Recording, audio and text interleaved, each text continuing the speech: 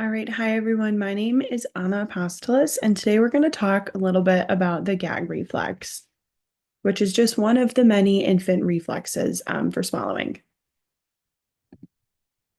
So today we're going to go over what is the gag reflex and its relation to feeding, how to elicit a gag, and then a video demo.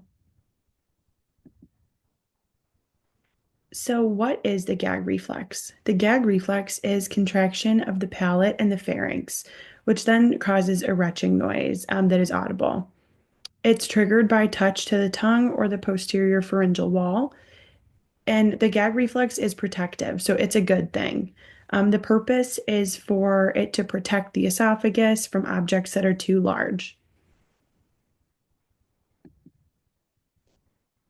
So the gag reflex in relation to feeding, it helps to prevent choking and aspiration because it protects our esophagus from things that are too large, like a large bolus.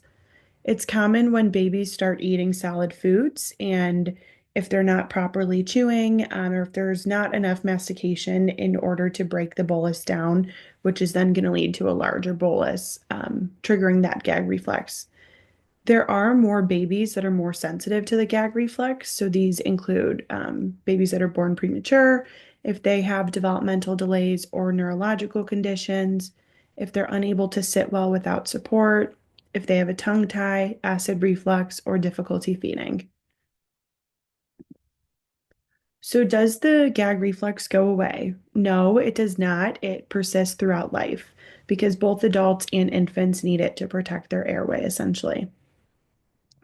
Because we don't want any choking or aspiration. So, what are some things that make us gag? We can gag from using a toothbrush if we're brushing our tongue and the toothbrush gets a little too far back there. Babies can also gag from putting things like toys or fingers in their mouth or food that is too big. So, ways to elicit a gag reflex, touch the posterior tongue, so the back of the tongue with a tongue depressor, or touch the pharynx with a tongue depressor.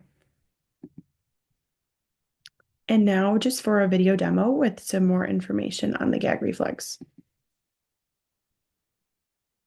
All right, today we're going to talk about the gag reflex. So the gag reflex is protective and it could be elicited by a touch to the posterior tongue or the posterior pharyngeal wall by anything such as like a toothbrush or a baby's finger or even large boluses of food. So when something like that makes contact with the posterior tongue or the posterior pharyngeal wall, it then causes the muscles in your throat to contract, and it essentially closes off the entry to your esophagus to protect your esophagus from large things that it cannot handle. So, for instance, if we're brushing our tongue and we hit the back of our tongue, we're then going to hear an audible retching noise, and that is the closing of the entry to our esophagus to protect our esophagus, like I said, from things that are too big that it can't handle.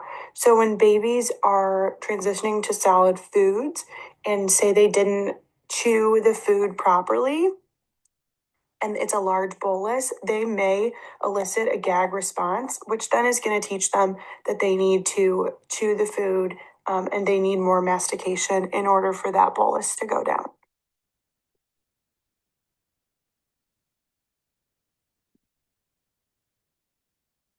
All right, that is all of our information for today on the gag reflex. Thank you for watching.